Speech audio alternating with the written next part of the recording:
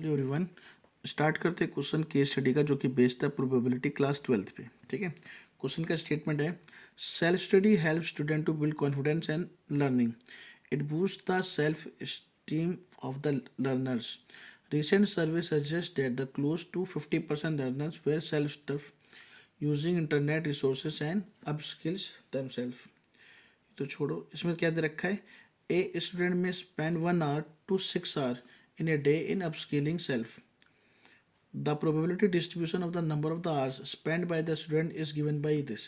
ये आपको probability distribution दे रखा है, probability x is equal to small x, kx square when x is 1 2 3, 2kx when x is 4 5 6 and 0 otherwise, where x denotes the number of the hours. ठीक है, अब based on the above information answer the following questions. First part है, express the probability distribution given above in the form of a probability distribution table.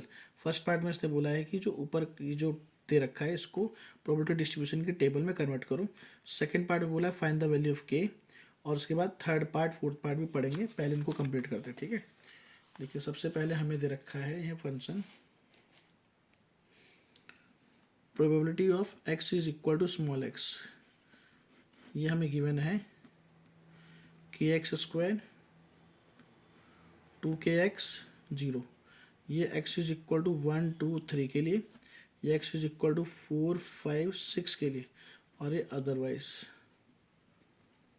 मतलब x की possible value हो गई 1 2 3 4 5 6। ठीक है, हम यहाँ पे एक टेबल बनाते हैं।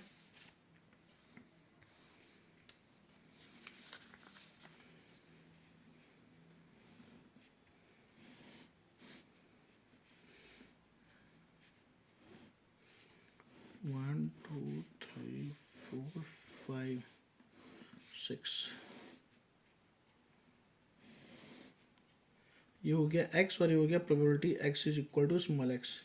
x की वैल्यू 1 2 3 4 5 6 है, तो 1 2 3 4 5 6। अब जब x की वैल्यू 1 है तो प्रोबेबिलिटी क्या होगी, k इंटू में 1 का स्क्वायर, जो कि आएगा k।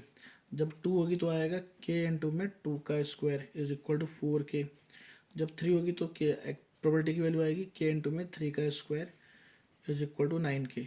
4 हम यहाँ पुट करेंगे तो आएगा 2k इंटू में 4,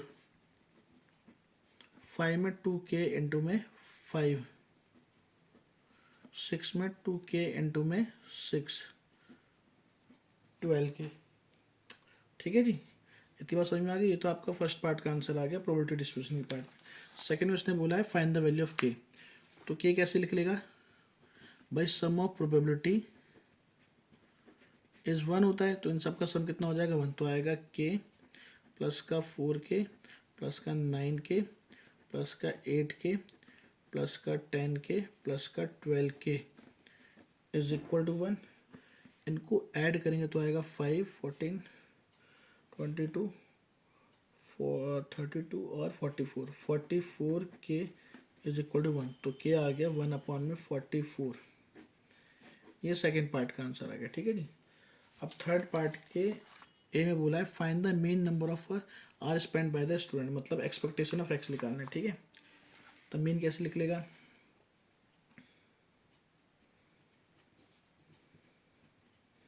mean means expectation of X, जिसका फॉर्मूला होता है समीशन एक्स इंटू में probability of X is equal to small X. मतलब एक्स की मल्टीप्लाई प्रोबेबिलिटी से प्लस एक्स की मल्टीप्लाई प्रोबेबिलिटी इस तरीके से।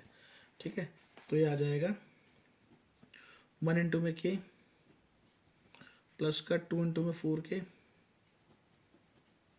प्लस का 3 इंटू में 9k और प्लस का 4 इंटू में 8k प्लस का 5 इंटू में 10k प्लस का 6 इंटू में 12k।